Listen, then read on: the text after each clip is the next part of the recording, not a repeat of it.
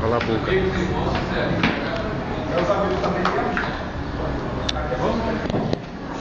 Na hora que ele descer ali, você já tira uma foto com ele. Neste momento nós vamos orar. Eu estou filmando. Você fecha os olhos e nós vamos orar, tá bom? Depois você pode abrir o olho e depois que todo mundo abrir o olho eu vou fazer bater para você ver.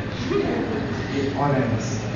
Nosso Deus, nosso Pai, neste momento nós somos gratos pelo dom da vida e pela oportunidade concedida nesta manhã aqui na Igreja do Líder de estar fazendo o batismo de Genivaldo.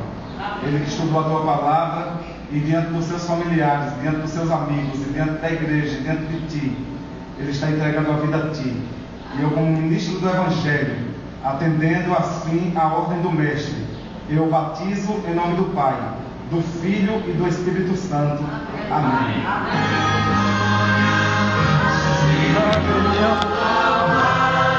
Glória ao Messias da paz, é o santo coroando seu louvor, pois se converteu um pecador.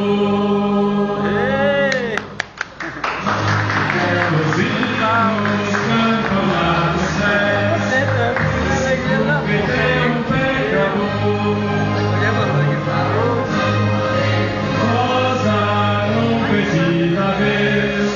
Vejam que volta paz e amor.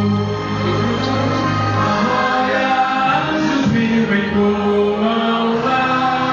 Glória, o Messias da paz dá. É o santo coronando seu louvor, pois se converteu um pecador.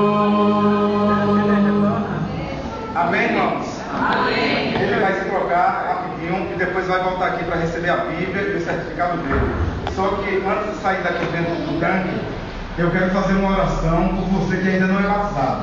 É você que já estudou também a palavra do Senhor e já tomou uma decisão, quem sabe, de se batizar um dia, ou quem sabe que nunca tomou decisão nenhuma de se batizar, mas ainda não é batizado. Eu quero orar por você para que Deus ele continue te abençoando. Ele sabe o que é que você precisa melhorar e ele com certeza vai ter uma bênção muito especial na sua vida. Então minha esposa ela vai estar cantando agora uma música. Eu quero que você preste bastante atenção na letra, no hino que ela vai estar cantando. E você que não é batizado, a partir do momento que ela começar a cantar, você pode vir aqui na frente para que eu possa orar por você, para que Deus ela abençoe.